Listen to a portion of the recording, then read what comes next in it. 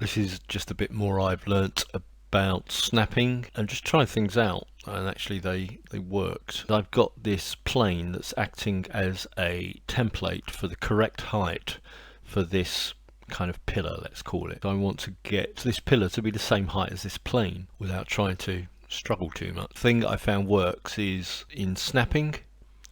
If I ask it to snap to an edge, leave everything else as it is, and then I turn snapping on, then I go for this object, I tab into face select. I've started using the extrude region more actually. It's quite useful, which is evidently a Shift-E rather than an E. So I could actually, but it's on there anyway, that's fine. So I'll just use this because this always gives it in the correct direction along the average normal. Okay, if I move this, so I've got snapping on, so if I now move this up, wrong edge, okay, let's bring it back down a bit, and there it is, it's snapped to that one.